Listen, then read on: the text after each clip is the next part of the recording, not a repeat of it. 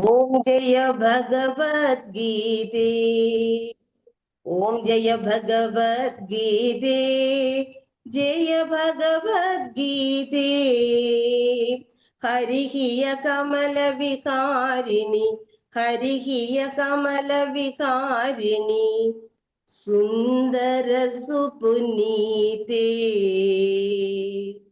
ഓം ജയ ഭഗവദ്ഗീതേ. ഹരേ കൃഷ്ണ. എല്ലാവർക്കും പങ്കെടുത്ത എല്ലാവർക്കും ഭഗവാന്റെ അനുഗ്രഹം ഉണ്ടാവട്ടെ. എല്ലാവർക്കും നന്ദി. അപ്പൊ ഭഗവത്ഗീത പാരായണം നമ്മുടെ ആദ്യത്തെ അല്ലേ, ആദ്യമായിട്ട് നമ്മളുടെ ക്ലാസ്സുകാർ ചെയ്യണത്. എല്ലാവരും നന്നായിട്ട് ചൊല്ലി. ഹരേ കൃഷ്ണ. എല്ലാവർക്കും ഭഗവാന്റെ അനുഗ്രഹം ഉണ്ടാവട്ടെ. ഹരേ കൃഷ്ണ. നമുക്കപ്പോ അധ്യായത്തിലേക്ക് പോകാം. ഇന്ന് നമ്മൾ 5-ാമത്തെ അധ്യായമാണ് നോക്കേണ്ടത്. കർമ്മയോഗം. കർമ്മസന്യാസത്തെ പറ്റിയൊക്കെ ഭഗവാൻ പറഞ്ഞു അല്ലേ. ഭഗവാന് സമർപ്പണമായിട്ട് സ്വാത്മാർപ്പണത്തോട് കൂടിയിട്ട് എല്ലാ കർമ്മവും ചെയ്യണം അല്ലേ. ഇപ്പോ കർമ്മയോഗം വഴി യോഗാവസ്ഥയിലെത്തിയ ആൾക്ക് കർമ്മസന്യാസവും സാധ്യമാണ് എന്ന് ഭഗവാൻ പറഞ്ഞു. കർമ്മം ചെയ്യലാണ് കർമ്മയോഗം എന്നുള്ളത്. കർമ്മസന്യാസം എന്നാലോ കർമ്മം ഉപേക്ഷിക്കലാണ്. രണ്ടും കേട്ട അർജുനൻ ഇപ്പൊ സംശയാലുവായി. പരസ്പര വിരുദ്ധമായവ, ഇതിലേതാണ് ശ്രേഷ്ഠമായത് എന്ന് അറിയണില്ല. എങ്ങനെ രണ്ടും ഒരുമിച്ച് കൊണ്ടുപോകാൻ പറ്റും? അതും സാധിക്കണില്ല. ഭഗവാൻ എന്താ ഉദ്ദേശിച്ചത് അങ്ങോട്ട് ക്ലിയർ ആവണില്ല അർജുനന്. ഇപ്പോ മനുഷ്യന് അറിവാണ് മനുഷ്യനെ ധന്യനാക്കുന്നത് അല്ലെ. ഇപ്പോ ജ്ഞാനാദേവതു കൈവല്യം എന്നാണ്. അറിവ് നേടി ശ്രേയസ്സിനെ നേടുക എന്നുള്ളതാണ്. അപ്പോ നമ്മുടെ മനസ്സിലെ വാസനകള്, അതൊക്കെ കർമ്മവാസനകളൊക്കെ നശിക്കണം, ചിത്തശുദ്ധി ഉണ്ടാവണം. അപ്പോഴാണ് നമുക്ക് ശരിയായിട്ടുള്ള ജ്ഞാനം നമ്മളിൽ തെളിഞ്ഞു വരിക. ഇപ്പൊ നമ്മൾ കണ്ടിട്ടില്ലേ ഇസ്കോൺ ഡിവോട്ടീസ് ഒക്കെ, അവരൊക്കെ വളരെ ഭാഗ്യവാന്മാരാ അല്ലെ. ബ്രഹ്മമുഹൂർത്തത്തിൽ എഴുന്നേൽക്കുക, എന്നിട്ടോ ഭഗവാന്റെ മുമ്പിൽ പാടണു, നൃത്തം ചെയ്യണു അല്ലെ, ജ്ഞാനം ആർജിക്കണു, പ്രസാദമായിട്ട് ആഹാരം സ്വീകരിക്കണു അല്ലെ, ഭക്തസംഘമുണ്ട് അവർക്ക് അല്ലെ. അങ്ങനെ എല്ലാം എൻജോയ്മെന്റ് ആണ്. ഇത് തന്നെയാണ് കർമ്മയോഗ മാർഗം എന്നുള്ളത്. ഇപ്പൊ കൃഷ്ണാവബോധത്തിൽ പ്രവർത്തനം എന്നുള്ള 5-ാം അധ്യായത്തിലേക്ക് നമുക്ക് പോകാം. ഹരേ കൃഷ്ണ.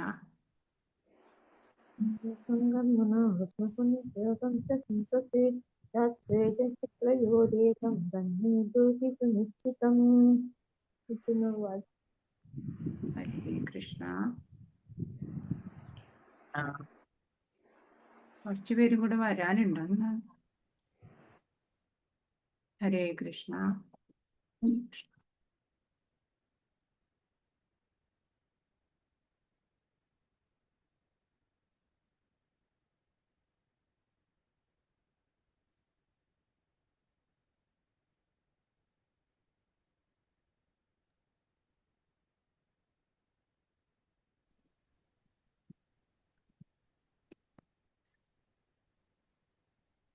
ഹരേ കൃഷ്ണ. അപ്പോ 1-ാമത്തെ ശ്ലോകം, കൃഷ്ണാവബോധത്തിൽ പ്രവർത്തനം. ശ്രീ ശ്രീ രാധാ ഗോവിന്ദ് കി ജയ്. ഹരേ കൃഷ്ണ. ഇപ്പൊ നമ്മള് ഇതില് 6 വിഭാഗങ്ങളായിട്ടാണ് ഈ അധ്യായം. അപ്പൊ 1 മുതൽ 6 വരെയുള്ള ശ്ലോകങ്ങള് നിഷ്കാമ കർമ്മയോഗമാണ്. കർമ്മം ഉപേക്ഷിക്കുന്നതിനേക്കാൾ നല്ലത് എന്ന് പറയാം. ഹരേ കൃഷ്ണ. ഹരേ കൃഷ്ണ. അപ്പോ 2-ാമത്തെ വിഭാഗം 7 മുതൽ 12 വരെയുള്ള ശ്ലോകങ്ങൾ പറയുന്നത് നിഷ്കാമ കർമ്മയോഗം എങ്ങനെ ചെയ്യാം എന്നാണ്. പിന്നെ 13 മുതൽ 16 വരെയുള്ള ശ്ലോകങ്ങളില് ജ്ഞാനത്തിന്റെ വേദി, 3 കർത്താവുണ്ട് ഒരു കർമ്മം ചെയ്യാൻ. അതാരൊക്കെയാണെന്ന് പറഞ്ഞു തരുന്നു.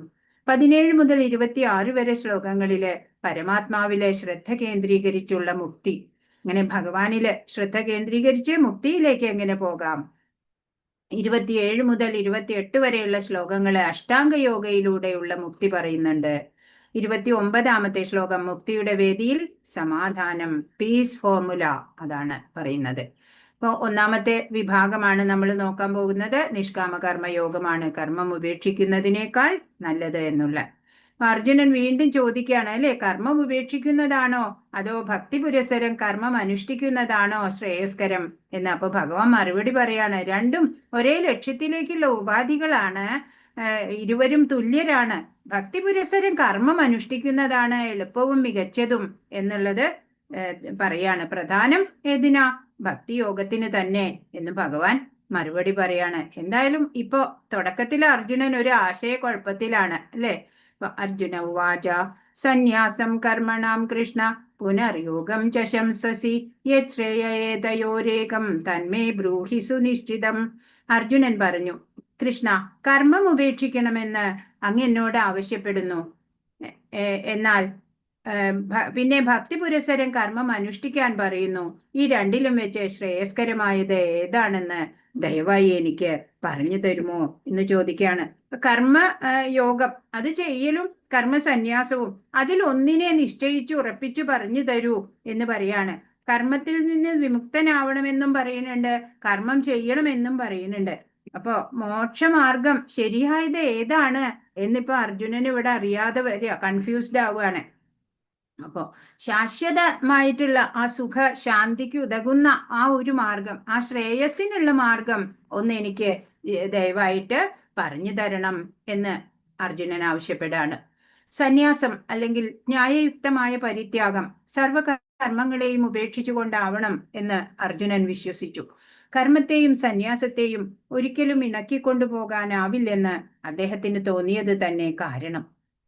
പൂർണ്ണ പരിജ്ഞാനത്തോടെ ചെയ്യുന്ന കർമ്മം പ്രതികരണങ്ങൾ ഉണ്ടാക്കില്ലെന്നും നൈഷ്കർമ്മ്യത്തിന് തുല്യമാണെന്നും അദ്ദേഹം ഗ്രഹിച്ചിരിക്കാനിടയില്ല. അതുകൊണ്ടാണ് കർമ്മത്തിൽ നിന്ന് ഒഴിഞ്ഞു നിൽക്കുന്നതോ പൂർണ്ണജ്ഞാനത്തോടെ കർമ്മം ചെയ്യുന്നതോ ശ്രേയസ്കരമെന്ന് അർജുനൻ ചോദിക്കുന്നത്. ഇപ്പോ എല്ലാം നല്ലതാണ് എന്ന് ഭഗവാൻ പറഞ്ഞു. ഏറ്റവും നല്ല ശ്രേയസ്കരമായതൊന്ന് എനിക്ക് ഉറപ്പിച്ചു പറഞ്ഞു തരൂ എന്ന് പറയാണ്.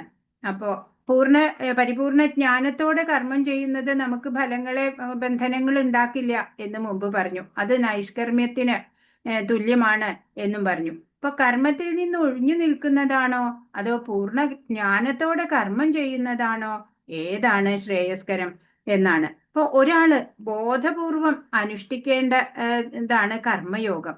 അത് എല്ലാം മനസ്സിലാക്കിക്കൊണ്ട് അല്ലെ, ജ്ഞാനം ആർജിച്ചുകൊണ്ട് സ്വധർമ്മം ചെയ്യുക, യജ്ഞമായിട്ട് ചെയ്യുക എന്നൊക്കെ പറഞ്ഞു. ഇപ്പോൾ സന്യാസം, കർമ്മസന്യാസം എന്ന് പറയുന്നത് സ്വാഭാവികമായിട്ട് ഉണ്ടാവണതാണ്. ഒരു പൂ വിരിഞ്ഞാൽ ഇങ്ങനെ സുഗന്ധം പരക്കും അല്ലെ, അതാരും നിർബന്ധിച്ചിട്ടല്ല ഉണ്ടാവണേ. അതുപോലെ യോഗ അവസ്ഥയിൽ എത്തിയാല് സ്വാഭാവികമായിട്ട് കർമ്മസന്യാസം ഉണ്ടാവുകയാണ് അവിടെ ചെയ്യണത് അല്ലെ. ആരും പിന്നെ കർമ്മത്തിനെ സന്യസിക്കേണ്ട അല്ലെ. യോഗ അവസ്ഥയിൽ ഒരു യോഗിയായിട്ടുള്ള ആള് കർമ്മസന്യാസത്തിലുള്ള ആള് തന്നെയാണ്.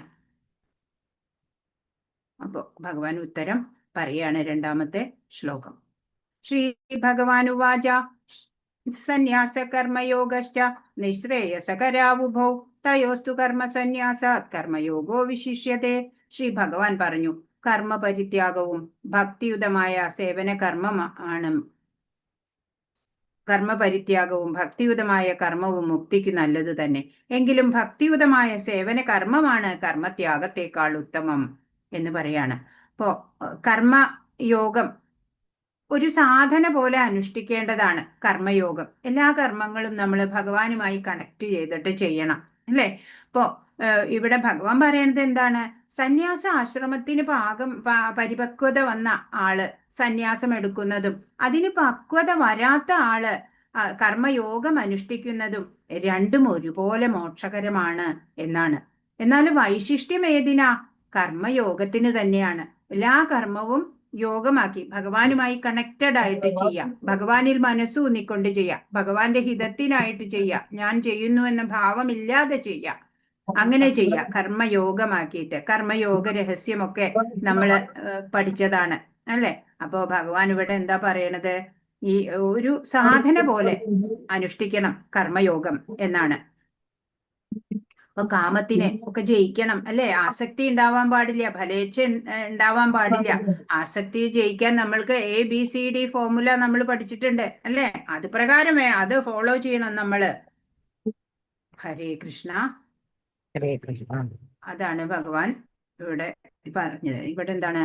മായാവാദ സന്യാസികളും ഭഗവത് സേവനം വൈഷ്ണവ സന്യാസികളും തമ്മിലുള്ള വ്യത്യാസം എന്ന് വെച്ചാൽ, ഇവര് മായാവാദ സന്യാസികൾ എന്ന് പറഞ്ഞാല് അവര് വലിയ ജ്ഞാനികളായിരിക്കും. അവർക്ക് പക്ഷെ ഒരു രൂപം, ഒരു മൂർത്തി ഇല്ലാതെ തന്നെ അവരിങ്ങനെ ജ്ഞാനത്തിലൂടെ അവര് മനസ്സിൽ ഭഗവാനെ ഇങ്ങനെ കാണും. പ്രപഞ്ച വസ്തുക്കളിലെല്ലാം അവര് ഭഗവാനെ കാണും. അവർക്ക് പ്രത്യേകിച്ച് ഒരു മൂർത്തി വേണമെന്നൊന്നുമില്ല. അമ്പലത്തിൽ പോകണം, ഒരു വിഗ്രഹം വേണം, അങ്ങനെയൊന്നും അവർക്കില്ല. മായാവാദ സന്യാസികള്, ജ്ഞാനികളാ അവര്. അപ്പൊ അവരും വൈഷ്ണവ സന്യാസികള്, ഭക്തരായിട്ടുള്ളവരും തമ്മിലുള്ള വ്യത്യാസമാണ് ഇവിടെ പറയണത്. ഓരോ ശ്ലോകങ്ങളിലൂടെ നമ്മൾക്കത് കാണുകയും ചെയ്യാം. നിർദ്ദിഷ്ട ചുമതലകളാൽ മുൻകൂർ ശുദ്ധീകരണം ആവശ്യമാണ് ഇവർക്ക്, അല്ലെ? വളരെ സ്ട്രഗിൾ ചെയ്തിട്ടുള്ള ഒരു വഴിയാണ് ഈ മായാവാദ സന്യാസികള്, ജ്ഞാനയോഗികള് എന്ന് പറയും അവരുടെ. എന്നാ ഈ ഭഗവത് സേവനമോ വൈഷ്ണവ സന്യാസികളെ സംബന്ധിച്ചോ, അവര് ഭഗവത് സേവനം ചെയ്തത് കൊണ്ട് തന്നെ അവര് സ്വയം ശുദ്ധീകരിക്കപ്പെടും, പ്യുവറായി മാറും. അപ്പൊ ഇവിടെയോ കേവലം ജ്ഞാനം വിമോചനത്തിന് അപര്യാപ്തമാണ്. അപ്പൊ ജ്ഞാനം മാത്രം പോരാ, അല്ലെ മുക്തിക്ക്?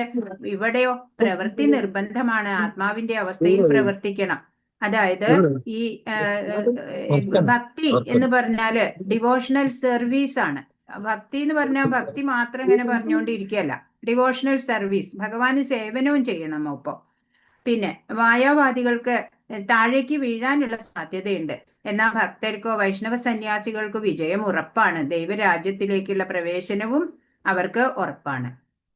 ഇവിടെ മായാവാദികൾ അപൂർണമായ ത്യാഗമാണ്. ഇവിടെയോ സമ്പൂർണ്ണ ത്യാഗം എന്ന് പറഞ്ഞാൽ എല്ലാം കൃഷ്ണന് വേണ്ടിയിട്ടാണ് ഉപയോഗിക്കുക. നമുക്കുള്ള അറിവും എല്ലാ ദ്രവ്യവും എല്ലാം. പിന്നെ ഇവിടെ വേര് കണ്ടെത്തുക വിഷ്ണുവിലാണ്. ഇവിടെയോ വേരിന് വെള്ളം കൊടുത്താൽ മതി, അല്ലെ? ഭഗവാൻ കൃഷ്ണനെ നമ്മൾ ആരാധിച്ചാൽ മതി, ബാക്കി എല്ലാ ലോകം പ്രപഞ്ചം ആകെ സന്തുഷ്ടരം. അപ്പോ ദ്രവ്യത്തിൽ നിന്ന് വേർപെടുത്തുക എന്നതാണ് പ്രക്രിയ. ഇതോ വൈഷ്ണവ സന്യാസികൾ കൃഷ്ണനിൽ ആകൃഷ്ടരാവുകയാണ് ചെയ്യണത്. ഇവിടെ ജ്ഞാനയോഗിക്ക് സന്തോഷം ഉണ്ടാവണില്ല, ഇവിടെയോ ഭക്തന് സന്തോഷം ഉണ്ടാവും. ഇന്ദ്രിയങ്ങൾ നിയന്ത്രിച്ചു അതീന്ദ്രിയമായ ഭക്തി സേവനം ആസ്വദിക്കാൻ കഴിയില്ല, അല്ലെ? അവർക്ക് മൂർത്തിയില്ല. അതുകൊണ്ട് തന്നെ പൂജ ചെയ്യാനോ അലങ്കാരം ചെയ്യാനോ നിവേദ്യം സമർപ്പിക്കാനോ ഒന്നും സാധിക്കില്ല, അല്ലെ? അപ്പൊ അവർക്ക് ആസ്വാദനം ഇല്ല. ഇവിടെയോ ഇന്ദ്രിയങ്ങൾ ഏർപ്പെട്ടിരിക്കുന്നു ഒന്നിലധികം ഭക്തിപരമായ പ്രവർത്തനങ്ങൾ നടത്തുക. അനേകം ജന്മങ്ങൾ എടുക്കും ഈ ജ്ഞാനയോഗിക്ക് മോക്ഷപ്രാപ്തിക്ക്. പരമദിവ്യോത്തമ പുരുഷനെ വേഗത്തിൽ പ്രാപിക്കാൻ പറ്റും വൈഷ്ണവ സന്യാസിമാർക്ക്. സാഖ്യ തത്വശാസ്ത്രം ഇവര് പഠിക്കും, ആത്മാവിനെയും ഭഗവാനെയൊക്കെ കുറിച്ചൊക്കെ പഠിക്കും ഇവരോ വൈഷ്ണവ സന്യാസികളെ ശ്രീമദ് ഭാഗവതം പഠിക്കും. വേദാന്ത സൂത്രത്തിന്റെ ശാരീരിക ഭാഷ്യം ശ്രീ ശങ്കരാചാര്യർ രചിച്ചിട്ടുണ്ട്. ശ്രീമദ് ഭാഗവതം പഠിക്കുക. വേദാന്ത സൂത്രങ്ങളുടെ ശരിയായ ഭാഷ്യം തന്നെയാണ് ശ്രീമദ് ഭാഗവതം. ആത്മസാക്ഷാത്കാരത്തിന്റെ മാർഗത്തിൽ നിന്ന് ഭ്രഷ്ടരായി ലോകോപകാരാർത്ഥമുള്ള ഭൗതിക കൃത്യങ്ങളിൽ വീണ്ടും ഏർപ്പെടാറുണ്ട്. ഇപ്പൊ ചിലപ്പോ ഇവരുടെ ഇവരുടെ മാർഗം ഉണ്ടല്ലോ വളരെ ടഫാണ്. ഈ ജ്ഞാനയോഗത്തിലേക്കുള്ള മാർഗം വളരെ സ്ട്രഗിളിംഗ് ആണ്. അപ്പോ അവര് ചിലപ്പോ ഇടയ്ക്ക് വെച്ച് അവര് വഴി മാറിപ്പോകാൻ സാധ്യതയുണ്ട്. എന്നാൽ ഇവിടെയോ പാഞ്ചരാത്രിക നിബന്ധനകൾക്കനുസരിച്ച് ഭക്തിയുത സേവനത്തിൽ മുഴുകിയിരിക്കുന്നവരാണ് ഈ വൈഷ്ണവ സന്യാസികൾ. അവർക്ക് പതനം ഉണ്ടാവില്ല. ഇവിടെ മൂന്നാമത്തെ ശ്ലോകം. ജ്ഞേയ സ നിത്യസന്യാസി യോ ന ദ്വേഷ്ടിന കാംക്ഷതി നിർദ്വന്ദ്വോ ഹി മഹാബാഹോ സുഖം ബന്ധാത് പ്രമുച്യതേ. ഒരു സന്യാസി ആവുന്നത് തന്നെയാണ് ആത്യന്തിക ലക്ഷ്യം എന്നിവിടെ പറയാണ്. കർമ്മഫലങ്ങൾ ആഗ്രഹിക്കുകയോ വെറുക്കുകയോ ചെയ്യാത്ത ആളാണ് നിത്യസന്യാസി. ആരാണ് നിത്യസന്യാസി എന്നൊരു ചോദ്യം വരികയാണെങ്കിൽ എന്താ നമുക്ക് എഴുതാൻ പറ്റുക? കർമ്മഫലങ്ങള് ആഗ്രഹിക്കുകയോ വെറുക്കുകയോ ചെയ്യാത്ത ആളാണ് നിത്യസന്യാസി. അതുകൊണ്ട് മഹാബാഹുവായ അർജുന, അയാൾ ദ്വന്ദ്ങ്ങളിൽ നിന്നൊഴിഞ്ഞ് എളുപ്പത്തിൽ ഭൗതിക ബന്ധനത്തിൽ നിന്ന് മുക്തനാകുന്നതോടൊപ്പം മോക്ഷമടയുകയും ചെയ്യുന്നു. പറഞ്ഞു കൊടുക്കുക. സന്യാസിയും സ്ഥിതപ്രജ്ഞനും ഒക്കെ ഒന്ന് തന്നെയാണ്. സന്യാസി തലത്തിലെത്തിയോ എന്നറിയാൻ അതിൻ്റെതായ ലക്ഷണങ്ങൾ പറയാണ്. അയാൾ എങ്ങനെയായിരിക്കും? അയാൾ ദ്വന്ദ്ങ്ങളിൽ നിന്നൊഴിഞ്ഞ് എളുപ്പത്തിൽ ഭൗതിക ബന്ധനത്തിൽ നിന്ന് മുക്തനാകുന്നതോടൊപ്പം മോക്ഷമടയുകയും ചെയ്യും. ഇപ്പൊ രാഗദ്വേഷമില്ലാത്ത ആളായിരിക്കും, അല്ലെ? ഒന്നിനെയും ആഗ്രഹിക്കാതിരിക്കുന്നവൻ ആണ് നിത്യസന്യാസി. ഒന്നിനെയും ആഗ്രഹിക്കണു, കർമ്മഫലങ്ങൾ ആഗ്രഹിക്കണമില്ല, വെറുക്കണമില്ല. ഇപ്പൊ മമത്വം, എൻ്റെ എന്നുള്ള ഞാൻ എൻ്റെ എന്നുള്ള ഭാവമൊക്കെ ഉപേക്ഷിക്കുക. എല്ലാം എല്ലാം ഇവിടെ ഉള്ളത് എല്ലാം എന്റേതാണെന്ന് കരുതാം അല്ലെ, ഒന്നിനോടും ശത്രുത വേണ്ട. ഇതാണ് യുക്ത വൈരാഗ്യം എന്ന് പറഞ്ഞ. ഇപ്പൊ ഇപ്പൊ കാവി ഉടുത്തിട്ടോ താടി വളർത്തിയിട്ടോ ഒക്കെ നടന്ന സന്യാസി ആവില്ല അല്ലേ. ഓ, നാം ചെയ്ത കർമ്മത്തിന്റെ ഫലം ഒക്കെ നമ്മൾ തന്നെ അനുഭവിക്കണം. ആരെങ്കിലും വന്ന് എടുത്തോണ്ട് പോവോ നമ്മൾ ചെയ്ത കർമ്മത്തിന്റെ ഫലം? അപ്പൊ കർമ്മയോഗത്തിലൂടെ അന്ധക്കരണ ശുദ്ധി ഉണ്ടായി നമുക്ക് ശ്രേയസ്സിലേക്ക് എത്താനുള്ള പല പല മാർഗങ്ങളാണ് ഭഗവാൻ പറഞ്ഞു തരണത്. അപ്പൊ അന്ധക്കരണ തലത്തിന്റെ നിലയിലാണ് ഒരാളെ സന്യാസിയാക്കുന്നത്. ഭഗവാൻ അതാണ് ആവർത്തിച്ച് പറയുന്നത്, ഒരേ ഒരു കാര്യം. അല്ലാതെ പുറമേയുള്ള വേഷം ഭൂഷ്യമൊന്നും അല്ല അല്ലെ. ഇപ്പൊ മമത്വമില്ലാതെ എല്ലാം ഉപേക്ഷിച്ചവനാണ് സന്യാസി എന്ന് ഭഗവാൻ പറഞ്ഞു തരാണ്.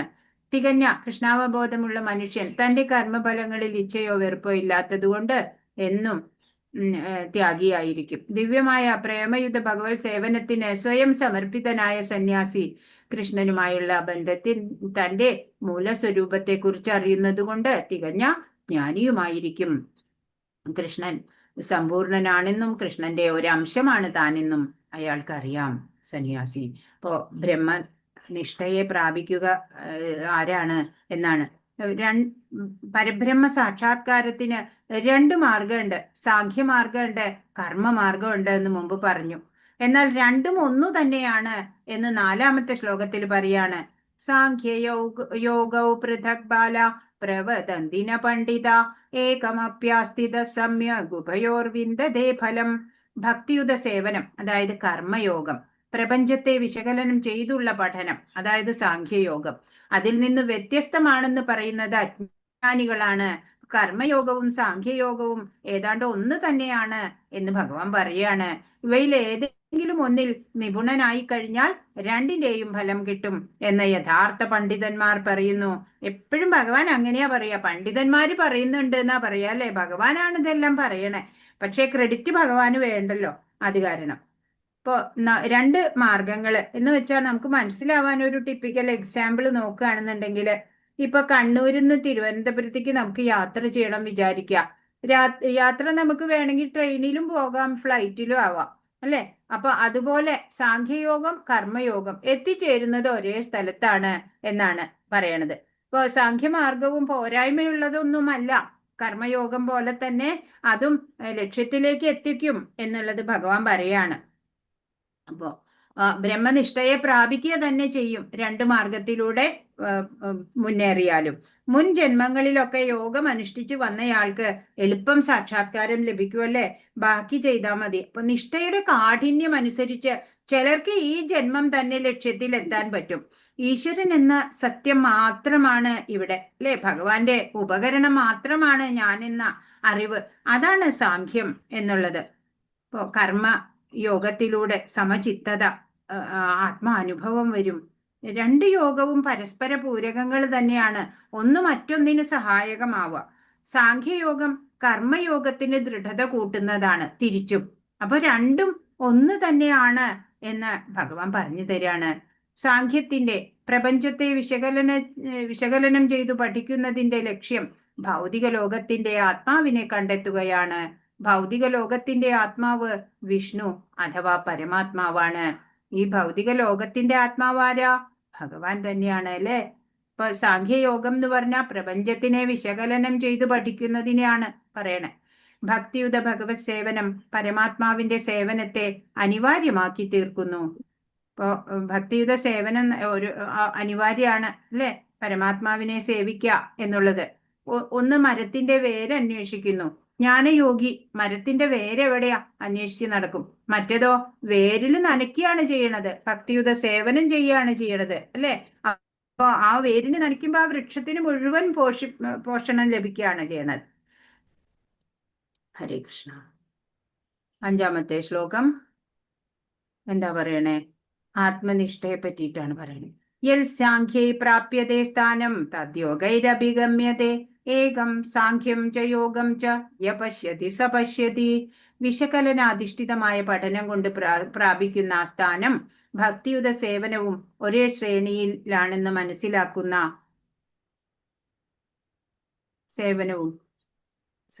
വിശകലനാധിഷ്ഠിതമായ പഠനം കൊണ്ട് പ്രാപിക്കുന്ന സ്ഥാനം ഭക്തിയുത സേവനം കൊണ്ടും നേടാം. അതുകൊണ്ട് വിശകലനാധിഷ്ഠിതമായ പഠനവും ഭക്തിയുത സേവനവും ഒരേ ശ്രേണിയിലാണെന്ന് മനസ്സിലാക്കുന്ന ആൾ വസ്തുതകൾ യഥാർത്ഥമായി ദർശിക്കുന്നു. രണ്ടിലൂടെയും എത്തിച്ചേരുന്നത് ഒന്നിൽ തന്നെ എന്ന് വീണ്ടും പറയാണ്. അപ്പൊ എന്ത് ചെയ്യുമ്പോഴും ഭഗവാനായിക്കൊണ്ട് സമർപ്പണത്തോടെ ചെയ്യാ നമ്മള്. അത്ര തന്നെ വേണ്ടൂ അല്ലെ? ഭഗവത് സേവനങ്ങൾ ചെയ്യാ. അല്ലാതെ കൂടുതൽ കൂടുതൽ കോംപ്ലിക്കേഷനിലേക്കൊന്നും നമ്മൾക്ക് പോകേണ്ടതില്ല. ഹരേ കൃഷ്ണ. സാഖ്യയോഗവും ഭക്തിയോഗവും. സാഖ്യത്തിൽ ഒരാൾ ആദ്യമായി ചെയ്യേണ്ടത് ഭൗതികതയുമായുള്ള ബന്ധം വിച്ഛേദിക്കുക അല്ലെ? ഭൗതിക വിഷയങ്ങളിലൊക്കെ താല്പര്യം കുറച്ചു കൊണ്ടുവരിക. ഭക്തിയോഗത്തിലാകട്ടെ കൃഷ്ണാവബോധ പ്രവർത്തനങ്ങളുമായി ബന്ധം സ്ഥാപിക്കല്. ഒരു പ്രക്രിയ വിരക്തിയെയും മറ്റേത് ആസക്തിയെയും ലക്ഷ്യമാക്കുന്നു. ജ്ഞാനയോഗി എന്താ? വിരക്തിയാണ്. ഈ ഭൗതികതയോട് വിരക്തി. എന്നാലോ ഭക്തിയോഗോ ഭഗവാനോട് ആസക്തി അല്ലെ?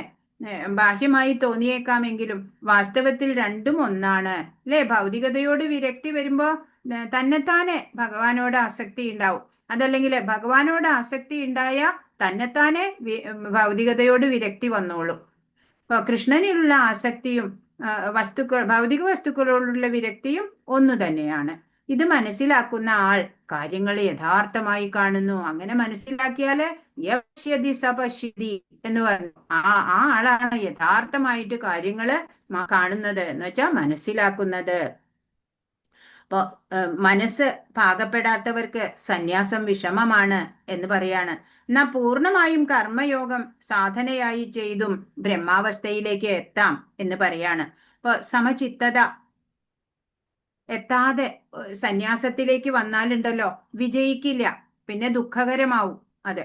അപ്പോ എന്താ, ഗൃഹസ്ഥനായി കൊണ്ട് തന്നെ നമുക്ക് സമചിത്തത കൈവരിച്ച് സന്യാസം ചെയ്താല് വളരെ വിജയിക്കാനാവും. ഇപ്പൊ ഗൃഹസ്ഥനാവുമ്പോ ആയിക്കൊണ്ട് തന്നെ നമുക്ക് അല്ലെ ഭഗവാൻ പറഞ്ഞു തന്ന ആ മാർഗത്തിലൂടെ സഞ്ചരിക്കാൻ പറ്റും. അയാളും ഒരു സന്യാസി തന്നെയാണ്. അപ്പോ ഈ മുനി എന്നിവിടെ പറഞ്ഞിട്ടുണ്ട് അല്ലെ? ആ മുനീർ ബ്രഹ്മ എന്ന് പറഞ്ഞിട്ടുണ്ട്. മുനി എന്ന് പറഞ്ഞാൽ ബ്രഹ്മത്തെ മനനം ചെയ്യാൻ സാധിക്കുന്ന ആളാണ് മുനി എന്നുള്ളത്. ബ്രഹ്മത്തിനെ മനനം ചെയ്ത് മനസ്സിലാക്കുക, അങ്ങനെയുള്ള ആള്.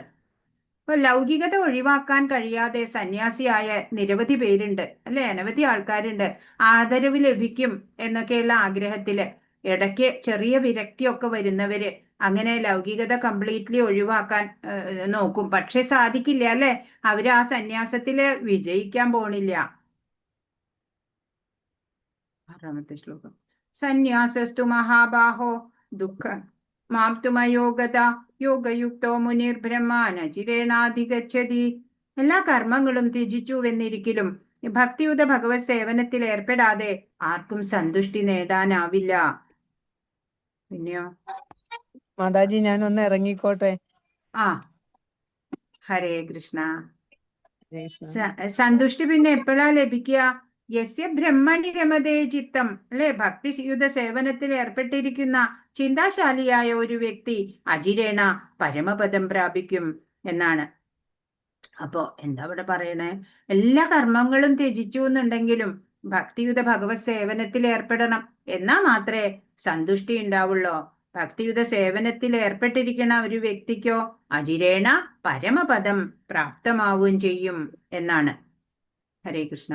ബ്രഹ്മം എന്തെന്നും അതല്ലാത്തതെന്തെന്നുമുള്ള ഊഹാപോഹങ്ങൾ നടത്തുന്ന സന്യാസികളെക്കാൾ എത്രയോ ശ്രേഷ്ഠമായ നിലയിലാണ് കൃഷ്ണാവബോധ പ്രവർത്തനങ്ങളിൽ ഏർപ്പെട്ടിരിക്കുന്നവർ.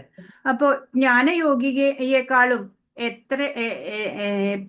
എന്തുകൊണ്ടും ശ്രേഷ്ഠമായിട്ടുള്ളവര് ഭക്തിയോഗം പ്രാക്ടീസ് ചെയ്യുന്നവർ തന്നെ, കൃഷ്ണാവബോധ പ്രവർത്തനങ്ങളിൽ ഏർപ്പെട്ടിരിക്കുന്നവർ തന്നെയാണ്. എന്നാൽ ഇങ്ങനെ ഊഹാപോഹം നടത്തുന്നവരും കൃഷ്ണാവബോധത്തിൽ ചേരും ഒട്ടേറെ ജന്മങ്ങൾക്ക് ശേഷം എന്ന് മാത്രം. അവരും പല ജന്മങ്ങൾ കഴിയുമ്പോൾ അവരും കൃഷ്ണാവബോധത്തിലേക്ക് വന്നു ചേരുക തന്നെ ചെയ്യും എന്നാണ് ഇവിടെ പറയുന്നത് ഭഗവാൻ. ഇനി 2-ാമത്തെ വിഭാഗത്തിലേക്ക് പോകുമ്പോ നിഷ്കാമ കർമ്മയോഗം എങ്ങനെയാണ് ചെയ്യുക എന്നാണ്. ഇപ്പൊ സ്വന്തം കർമ്മമണ്ഡലത്തിൽ ഇരുന്നു കൊണ്ട് തന്നെ സമചിത്തത കൈവന്ന ആള് യോഗയുക്തൻ തന്നെ എന്ന് പറയാണ്. ബ്രഹ്മജ്ഞാനിയെ കുറിച്ച് പറയാണ് 7-ാമത്തെ ശ്ലോകം. യോഗയുക്തോ വിശുദ്ധാത്മാ വിജിതാത്മാ ജിതേന്ദ്രിയ സർവഭൂതാത്മഭൂതാത്മാ കുർവന്നപി ന ലിപ്യതേ. പറയാണ്, ഭക്തിപൂർവം പ്രവർത്തിക്കുന്നവനും വിശുദ്ധാത്മാവും ഇന്ദ്രിയങ്ങളെയും മനസ്സിനെയും നിയന്ത്രിക്കുന്നവനുമായ ഒരാൾ എല്ലാവർക്കും പ്രിയങ്കരനാണ്. അദ്ദേഹം എല്ലാവരെയും സ്നേഹിക്കും. പ്രവർത്തിച്ചുകൊണ്ടേയിരുന്നാലും യാതൊരു കർമ്മവും അദ്ദേഹത്തെ ബാധിക്കുകയില്ല. ഇപ്പോ ഈ ഇന്ദ്രിയങ്ങളെയും മനസ്സിനെയും നിയന്ത്രിക്കണ ഒരാള് എല്ലാവർക്കും പ്രിയങ്കരനായിരിക്കും. അയാള് വിശുദ്ധാത്മാവായിരിക്കും, അല്ലെ? എല്ലാ നിയന്ത്രിത ജീവിതമായിരിക്കും. ഭക്തിപൂർവം പ്രവർത്തനം കാഴ്ചവെക്കും. അദ്ദേഹം എല്ലാവരെയും സ്നേഹിക്കും. പ്രവർത്തിച്ചുകൊണ്ടേയിരുന്നാലും ഒരു കർമ്മവും അദ്ദേഹത്തിനെ ബന്ധിക്കുകയുമില്ല. കാരണം എന്താ? ആ മനോഭാവമാണ്, അല്ലെ? പ്രവർത്തിക്കുമ്പോഴുള്ള മനോഭാവത്തിന്റെ അടിസ്ഥാനത്തിലാണ് കർമ്മബന്ധനങ്ങൾ ഉണ്ടാവുന്നതും ഇല്ലാതിരിക്കുന്നതും. ഇപ്പൊ ബാഹ്യ സന്യാസം അത് നിർബന്ധമല്ല. ആന്തരികമായിട്ടാണ് നമ്മള് ഈ ലോകം തന്നെ എന്റേതാണെന്നുള്ള ബോധത്തോടെ പ്രവർത്തിക്കണം, അല്ലെ? ഈ പ്രപഞ്ചമാകെ നിറഞ്ഞു നിൽക്കുന്ന ആ ഭഗവാൻ. ഇപ്പൊ ഈ ലോകം ഒന്നിനോടും ദേഷ്യം തോന്നേണ്ട കാര്യമില്ല. ആന്തരിക സന്യാസം അത് സാധനയിലൂടെ നമ്മൾ നേടിയെടുക്കണം. അതാ ചെയ്യേണ്ടത്. അല്ലാതെ കുറെ വേഷമൊക്കെ ചെയ്തിട്ടൊന്നും കാര്യമില്ല. ഇന്ദ്രിയ ദമനം സാധിച്ച മനുഷ്യൻ ആരോടും ഒരു അപരാധവും ചെയ്യുകയില്ല. എന്നാൽ അർജുനൻ യുദ്ധത്തിൽ അപരാധം ചെയ്തില്ലേ? അർജുനന് കൃഷ്ണാവബോധം ഉണ്ടായിരുന്നില്ലേ എന്ന് ചോദിച്ചേക്കാം.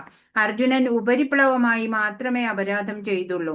അർജുനൻ കുരുക്ഷേത്രത്തിൽ യുദ്ധം ചെയ്യുമ്പോഴും യഥാർത്ഥത്തിൽ യുദ്ധം ചെയ്യുകയായിരുന്നില്ല. അദ്ദേഹം തികഞ്ഞ കൃഷ്ണാവബോധത്തോടെ കൃഷ്ണന്റെ കൽപ്പന നിറവേറ്റുകയായിരുന്നു. ഭഗവാന്റെ ആജ്ഞ നിറവേറ്റുക, അതും ഭഗവാനിൽ മനസ്സൂന്നിക്കൊണ്ട് ചെയ്തതാണ്, അല്ലെ? യുദ്ധം ചെയ്തത് അർജുനൻ. ഇപ്രകാരം പ്രവർത്തിക്കുന്ന ഒരാളെ കർമ്മഫലങ്ങൾ ബാധിക്കുകയില്ല. അപ്പോ ഇന്ദ്രിയങ്ങളാല് നാം എന്തൊക്കെ ചെയ്താലും അതൊന്നും തന്നെ ബന്ധിക്കുന്നത് എന്നില്ല എന്ന് വ്യക്തി അറിയും. സാക്ഷി രൂപേണ സത്യവസ്തുവായ ഞാൻ ഒന്നും ചെയ്യുന്നില്ലെന്ന് സ്വയം മനസ്സിലാക്കണ ഒരവസ്ഥ.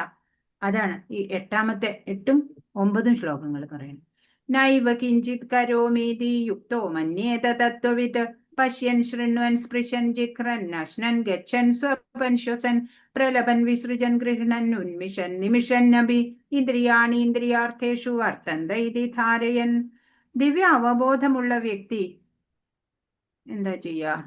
ദിവ്യ അവബോധമുള്ള വ്യക്തി ദർശനം, ശ്രവണം, ഘ്രാണം, സ്പർശനം, അശനം, ഗമനം, നിദ്ര, ശ്വാസോച്ഛ്വാസം തുടങ്ങി എന്തു തന്നെ ചെയ്യുമ്പോഴും വാസ്തവത്തിൽ ഒന്നും ചെയ്യുന്നില്ലെന്ന് അയാൾക്കറിയാം. കാരണം സംസാരിക്കുമ്പോഴും വിസർജിക്കുമ്പോഴും സ്വീകരിക്കുമ്പോഴും കണ്ണു തുറക്കുമ്പോഴും അടയ്ക്കുമ്പോഴും എല്ലാം ഭൗതികമായ ഇന്ദ്രിയങ്ങൾ അവയുടെ വിഷയങ്ങളിൽ വ്യാപരിക്കുകയാണ് ചെയ്യുന്നതെന്നും അയാൾ അവയിൽ നിന്നെല്ലാം വ്യത്യസ്തനാണെന്നും സ്വയം മനസ്സിലാക്കുന്നു.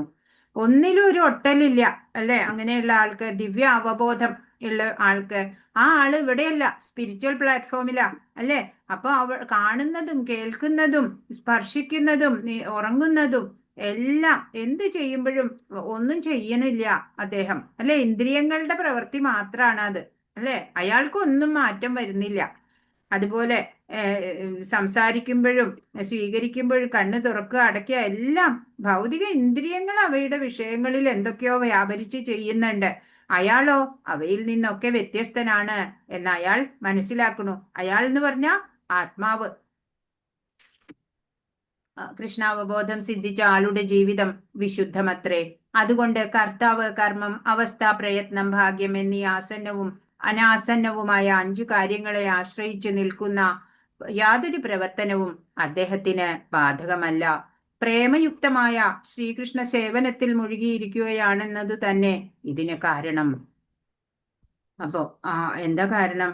ഈ 5 കാര്യങ്ങളെ ആശ്രയിച്ച് നിൽക്കുന്ന യാതൊരു പ്രവർത്തനവും അദ്ദേഹത്തിന് ബാധകമല്ല. അദ്ദേഹത്തിന്റെ ജീവിതം വിശുദ്ധമായതാണ്. അപ്പോ കർത്താവ്, കർമ്മം, അവസ്ഥ, പ്രയത്നം, ഭാഗ്യം ഇങ്ങനെയുള്ള 5 കാര്യങ്ങളെ ആശ്രയിച്ച് നിൽക്കുന്ന ഒരു പ്രവർത്തനവും അദ്ദേഹത്തിനെ ബാധിക്കുന്നില്ല. എന്ന് വെച്ചാൽ ആത്മാവിനെ ബാധിക്കുന്നില്ല എന്ന്. സാഖ്യം എന്ന് പറഞ്ഞാൽ വസ്തുവിനെ കുറിച്ചുള്ള അറിവാണ്. യോഗം എന്ന് പറഞ്ഞാൽ കർമ്മയോഗമാണ്. രണ്ടും പരസ്പര പൂരകങ്ങളാണ് എന്നിവിടെ പറയാണ്. ഇനി ബ്രഹ്മജ്ഞാനി യഥാർത്ഥ സന്യാസം എങ്ങനെ അനുഭവിക്കുന്നു എന്ന് അടുത്ത 4 ശ്ലോകങ്ങളിൽ പറയാണ്. 10-ാമത്തെ ശ്ലോകം. ബ്രഹ്മണ്യാധായ കർമാണി സംഘം ത്യക്ത്വാ കരോതിയ ലിപ്യതേന സപാപേന പത്മപത്രമിവാംഭസ. ആസക്തി കൂടാതെ ഫലത്തെ പരമപുരുഷന് സമർപ്പിച്ചുകൊണ്ട് തന്റെ കർത്തവ്യങ്ങൾ അനുഷ്ഠിക്കുന്ന ഒരാളെ താമരയിലയിൽ വെള്ളമെന്ന പോലെ ദുഷ്കർമ്മ ഫലങ്ങൾ ബാധിക്കുന്നില്ല. അപ്പൊ ഒന്നിലോടും അറ്റാച്ച്ഡ് ആവാതെ അല്ലെ, ആസക്തി ഇല്ലാതെ ഫലത്തിനെ പരമപുരുഷന് സമർപ്പിച്ചുകൊണ്ട് അല്ലെ, ഫലേച്ഛയില്ലാതെ കർത്തവ്യങ്ങൾ അനുഷ്ഠിക്കുന്ന ഒരാളെ താമരയിലയിൽ വെള്ളം ബാധിക്കാത്തതുപോലെ ദുഷ്കർമ്മ ഫലങ്ങളൊന്നും തന്നെ ബാധിക്കില്ല. അപ്പൊ എങ്ങനെ എല്ലാ കർമ്മങ്ങളും എങ്ങനെ ചെയ്യണം? ബ്രഹ്മഭാവനയോടെ അർപ്പണഭാവത്തിൽ ചെയ്യണം. അപ്പൊ നമ്മൾക്ക് കർമ്മഫലങ്ങള് അനുഭവിക്കേണ്ടതായിട്ട് വരില്ല. ഇപ്പൊ ജ്ഞാനി മായയാകുന്ന ചെളിയിലാണെങ്കിലും ചിത്തം താമരയില പോലെ കർമ്മബന്ധനമില്ലാതെയാണ് ഉണ്ടാവുക. അതാ ഇവിടെ പറയണത്. അപ്പൊ ജ്ഞാനിക്ക് മായയാകുന്ന ലോകത്തിൽ നിൽക്കുമ്പോഴും ചിത്തത്തിൽ ഒരു കർമ്മവും ബദ്ധമാവണില്ല എന്ന് പറയാണ്. ഒരു ജ്ഞാനിയായിട്ടുള്ള ഒരാള് ഈ ലോകത്തിൽ നമ്മളെപ്പോലെ ഒരു പ്രാപഞ്ചികനായിട്ട് തന്നെ, ഈ ലൗകികതയിൽ നമ്മളെപ്പോലെയൊക്കെ തന്നെയാണ് വ്യവഹാരമൊക്കെ. പക്ഷെ ചിത്തം എങ്ങനെയായിരിക്കും? ചിത്തത്തിൽ ഒരു കർമ്മവും ബന്ധനം ഉണ്ടാക്കുന്നില്ല. അങ്ങനെയാണ്. ഇപ്പൊ ചിത്തം താമരയില പോലെ യാതൊന്നും ബാധിക്കാത്ത രീതിയിൽ, വെള്ളം താമരയിലയിൽ ബാധിക്കാത്തതുപോലെ അങ്ങനെയായി ഇവിടെ ഈ ഉദാഹരണത്തിലൂടെ നമ്മൾ മനസ്സിലാക്കേണ്ടത്. ബ്രഹ്മണി എന്ന പദത്തിന് ഇവിടെ കൃഷ്ണാവബോധത്തിൽ എന്നർത്ഥം. ഭൗതിക പ്രകൃതിയിലെ ത്രിഗുണങ്ങളുടെ സമഗ്ര ആവിഷ്കരണമത്രേ ഈ പ്രപഞ്ചം. ഇതിനെ പ്രധാനം എന്ന് പറയുന്നു. പ്രധാന എന്ന് പറഞ്ഞാല് ഈ സമഗ്ര ആവിഷ്കരണമായിട്ടുള്ള ഈ പ്രപഞ്ചം തന്നെ. തന്റെ ശരീരം പോലും ഒരു പ്രത്യേക കാര്യനിർവഹണത്തിന് ഉതകാൻ വേണ്ടി ഭഗവാൻ സമ്മാനിച്ചതാകയാൽ കൃഷ്ണ അവബോധത്തിൽ ഉപയോഗപ്പെടുത്താം. നമ്മുടെ ശരീരം പോലും നമ്മളുടെ അല്ല അല്ലെ, അത് ഭഗവാന്റെ പ്രസന്നതയ്ക്കായിട്ട് പ്രവർത്തിക്കാൻ ഉപയോഗിക്കാം.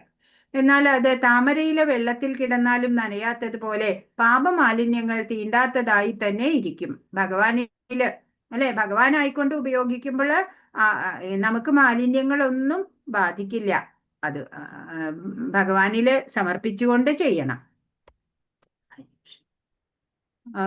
അപ്പോ വ്യക്തി വാസനാബദ്ധനാവുന്നത് എങ്ങനെ എന്നാണ് ഇവിടെ 11ാമത്തെ ശ്ലോകമാണ് കേട്ടോ പറയണത്. കായേന മനസാ ബുദ്ധ്യ കേവലൈരിന്ദ്രിയൈരഭി യോഗിന കർമ്മ കുർവന്തി സംഘം ത്യക്ത്വാത്മശുദ്ധയേ. യോഗികള് അനാസക്തരായി ശരീരം, മനസ്സ്, ബുദ്ധി എന്നിവ കൊണ്ടും ഇന്ദ്രിയങ്ങൾ കൊണ്ടുപോലും ആത്മശുദ്ധിക്ക് വേണ്ടി മാത്രം പ്രവർത്തനത്തിൽ ഏർപ്പെടുന്നു. യോഗികളുടെ അവസ്ഥ എന്താണ്? അവരെല്ലാം ശരീര മനോബുദ്ധികളെല്ലാം ഉപയോഗിച്ച്, ഇന്ദ്രിയങ്ങളും എല്ലാം ഉപയോഗിച്ച് ആത്മശുദ്ധിക്ക് വേണ്ടിയിട്ടുള്ള പ്രവർത്തനങ്ങളിലാണ് ഏർപ്പെടുക. ശരീരം കൊണ്ടോ മനോബുദ്ധികൾ കൊണ്ടോ വാക്കുകൊണ്ടോ കൃഷ്ണാവബോധത്തോടെ കൃഷ്ണസേവനത്തിൽ പ്രവർത്തിക്കുന്നവർ ഭൗതിക ലോകത്തിൽ പ്രാപഞ്ചിക കൃത്യങ്ങളിൽ ഏർപ്പെട്ടിരുന്നാലും മുക്തന്മാരാണ്. ഇപ്പൊ ഭക്തിരസാമൃത സിന്ധുവിലും പറഞ്ഞിട്ടുണ്ട്. അപ്പൊ ശരീരം കൊണ്ട്, ഇന്ദ്രിയം, മനസ്സ്, ബുദ്ധി ഒക്കെ കൊണ്ട്, വാക്കുകൊണ്ട് ഒക്കെ കൃഷ്ണാവബോധത്തോടെ കൃഷ്ണസേവനത്തിൽ പ്രവർത്തിക്കുകയാണ് എന്നുണ്ടെങ്കിൽ ഈ ഭൗതികതയില് ഏത് കൃത്യത്തിൽ ഏർപ്പെട്ടിരുന്നാലും അവര് മുക്തര് തന്നെയാണ്. രാഗദ്വേഷങ്ങള് വാസന ഉണ്ടാക്കണതാണ്. ഇപ്പോ ഒരു സംഘയില്ലാതെ കർമ്മം ചെയ്യുന്ന യോഗി അല്ലെ വാസനാമുക്തനാവും. അങ്ങനെ ചിത്തശുദ്ധി വരും എന്നാണ്. പ്രാരബ്ധ കർമ്മവാസന, അതിന്റെ കൂടെ സഞ്ചിത കർമ്മങ്ങള് ഉണ്ടാവും. വീണ്ടും വീണ്ടും ആഗ്രഹങ്ങൾ ഉണ്ടാവും.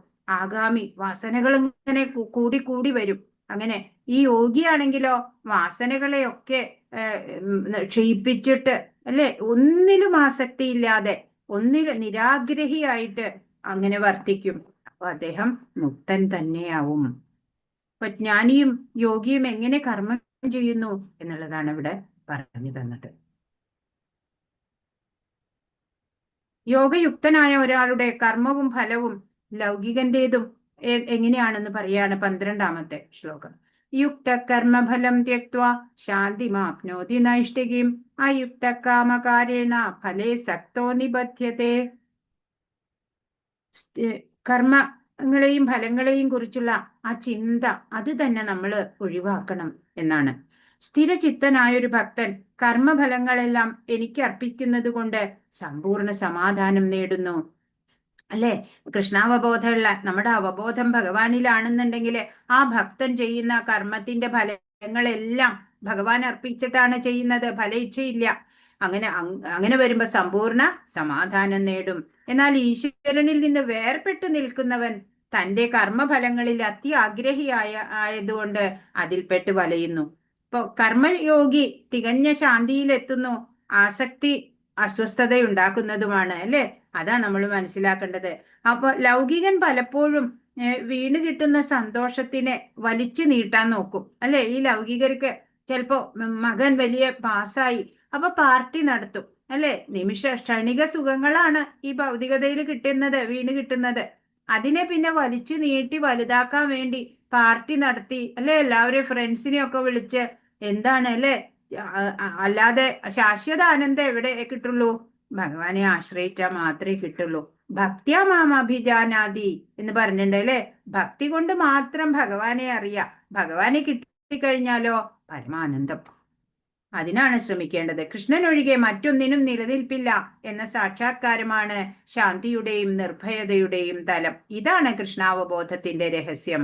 അപ്പൊ എന്താ കൃഷ്ണാവബോധത്തിന്റെ രഹസ്യം എന്ന് ചോദിക്കുകയാണെങ്കിൽ എന്താ പറയാ? കൃഷ്ണനൊഴികെ മറ്റൊന്നിലും നിലനിൽപ്പില്ല, അല്ലെ? ശാശ്വതമായിട്ടുള്ളത് വേറെ ഒന്നുമില്ല, ആശ്രയിക്കാൻ കൊള്ളാവുന്നത് മറ്റൊന്നുമില്ല. ഒരേ ഒരു ഭഗവാനെ മാത്രമാണ് ആശ്രയിക്കാൻ കൊള്ളൂ.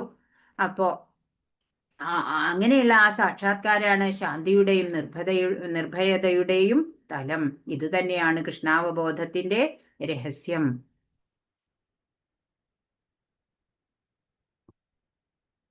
13 മുതൽ 16 വരെ ശ്ലോകങ്ങള് ജ്ഞാനത്തിന്റെ വേദി, 3 കർത്താവിനെ അറിയലാണ്.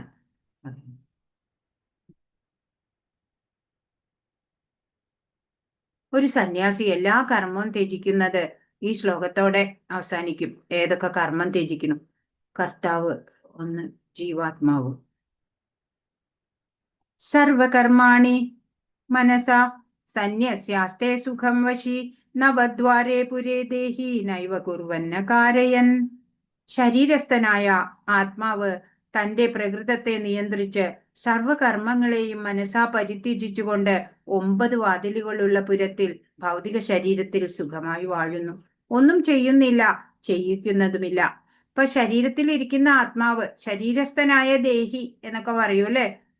അതിന്റെ പ്രകൃതത്തെ നിയന്ത്രിച്ച് സർവകർമ്മങ്ങളെയും മനസ്സാ പരിത്യജിച്ചുകൊണ്ട് 9 വാതിലുകളുള്ള പുരം. ഏതാ? നമ്മുടെ ഈ ശരീരം തന്നെ, അല്ലെ? 9 നവദ്വാരങ്ങളുള്ള ഒരു പുരം, ഒരു വീടാണ് നമ്മുടെ ശരീരം. ഈ ഭൗതിക ശരീരത്തില് സുഖമായിട്ട് വാഴുകയാണ്, ഒന്നും ചെയ്യുന്നുമില്ല, ഒന്നും ചെയ്യിക്കുന്നുമില്ല. പിന്നെ കർമ്മം ഏതൊക്കെയാണ് പിന്നെ കർമ്മത്തിന് ഹേതുവാവണത്? ഭഗവാൻ പറഞ്ഞു തരും. ശരീരസ്ഥനായ ആത്മാവ്, ശരീരത്തിന് 9 വാതിലുകളുണ്ട്. ഏതൊക്കെയാ 9 വാതിലുകള്? 2 കണ്ണുകൾ, 2 നാസാദ്വാരങ്ങൾ, 2 ചെവികൾ, വായ്, ഗുദം, ഉത്പാദനേന്ദ്രിയങ്ങൾ. അങ്ങനെ 9 ദ്വാരങ്ങളുള്ള വീട്, ഒരു പുരമാണ് നമ്മുടെ ശരീരം. ബദ്ധാവസ്ഥയിൽ ജീവൻ താനും ശരീരവും ഒന്നാണെന്ന് കരുതുന്നു. ബദ്ധനായ ആത്മാവ്, നമ്മളൊക്കെ ബദ്ധാത്മാക്കളാ. അപ്പൊ നമ്മൾക്ക് എന്താ, നമ്മൾ എന്ന് പറഞ്ഞാൽ നമ്മുടെ ഈ ശരീരമാണ് നമ്മൾ വിചാരിക്കണേ, അല്ലെ? ശരീരവും അതിനകത്തുള്ള ആത്മാവും ഒന്നാണെന്നാണ് നമ്മൾ കരുതണത്. എന്നാല് തന്നിലുള്ള ഭഗവാനോട് താതാത്മ്യം പ്രാപിക്കാൻ കഴിഞ്ഞാലോ ശരീരസ്ഥനായിരിക്കുമ്പോൾ തന്നെ ഭഗവാനോളം സ്വാതന്ത്ര്യം നേടാം. ഞാൻ ഈ ശരീരമല്ല, ഞാൻ ആത്മാവാണ് എന്നറിയുമ്പോ എന്താ ഉണ്ടാവുക? സ്വാതന്ത്ര്യം ഉണ്ടാവും നമുക്ക്. ഭഗവാന്റെ പോലെ തന്നെ നമ്മളും സ്വതന്ത്രരായിട്ട് വർത്തിക്കും എന്നാണ്. യാതൊരു ബന്ധനങ്ങളും പിന്നെ ഇല്ല. അപ്പോ ഒന്നാമത്തെ കർത്താവ് ആരാ? ജീവാത്മാവാണ് ഒന്നാമത്തെ കർത്താവായിട്ട് പറഞ്ഞത്. ഇനി രണ്ടാമത്തെ കർത്താവോ ഭൗതിക പ്രകൃതിയാണ്.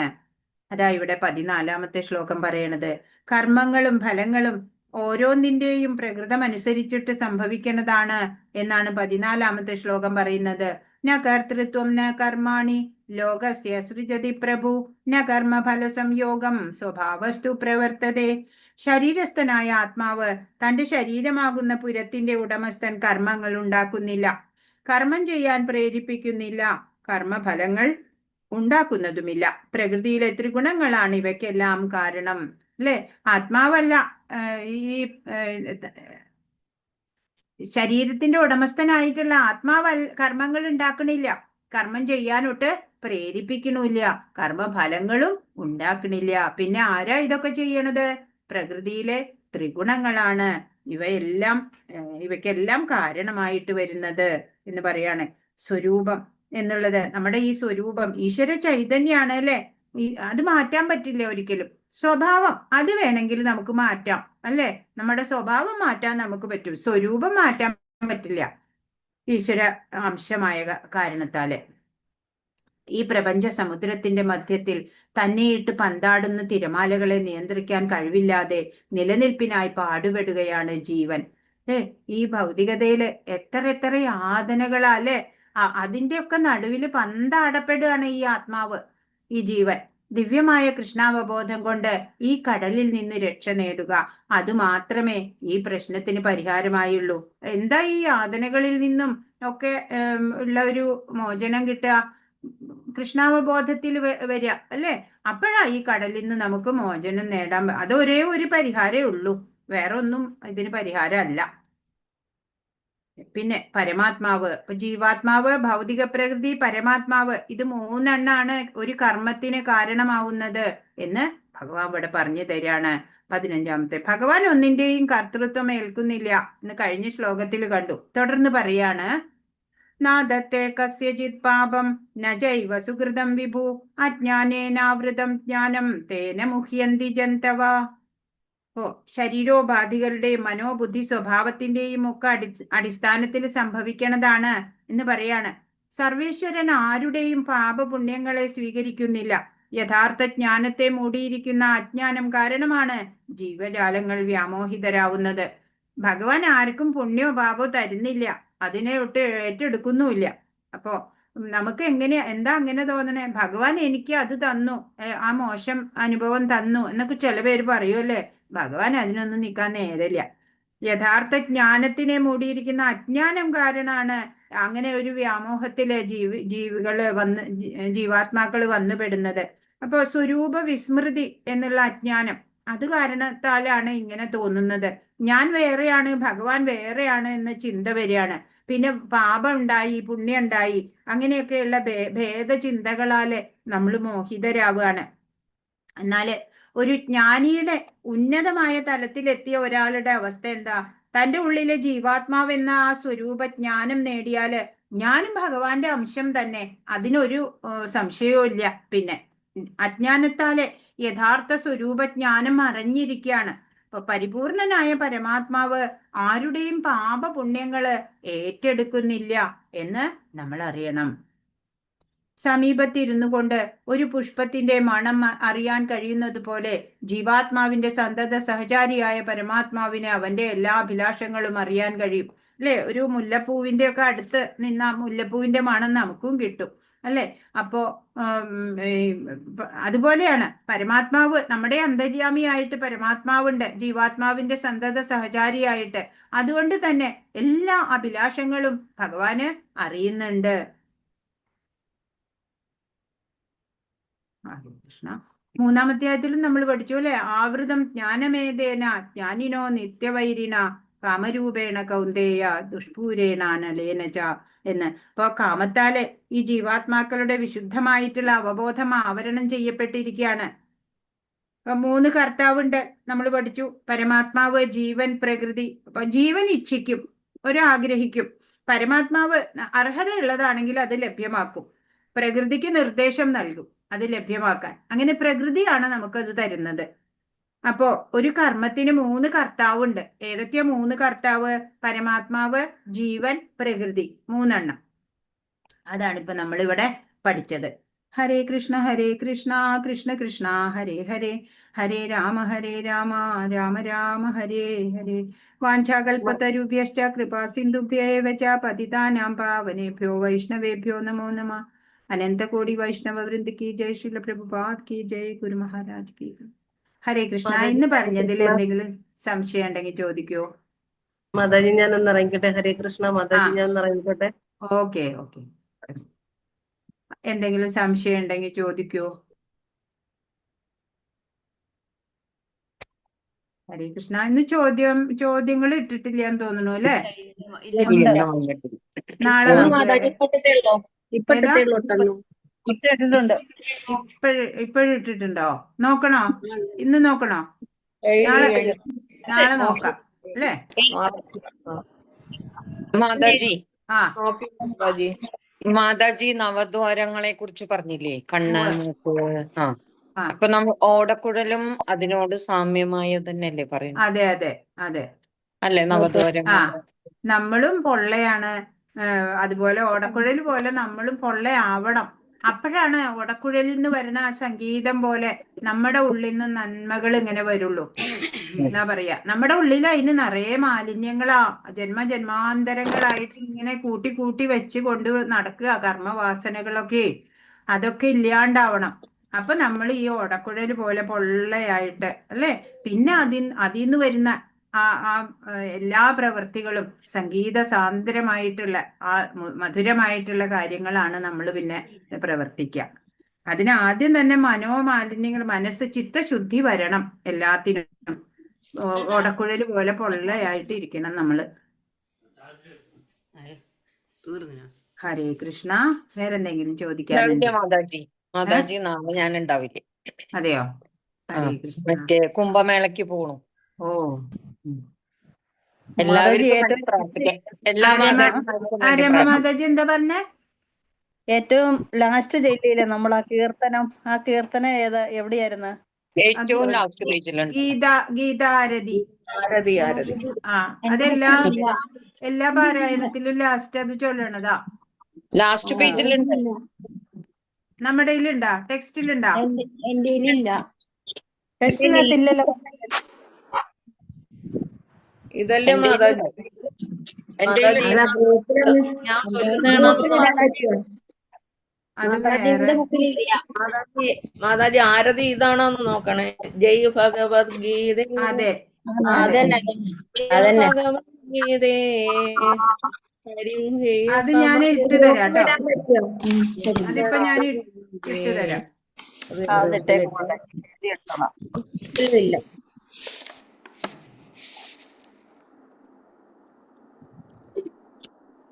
ഇപ്പൊ ഇട്ടിട്ടുണ്ട് കേട്ടോ ഗ്രൂപ്പില്.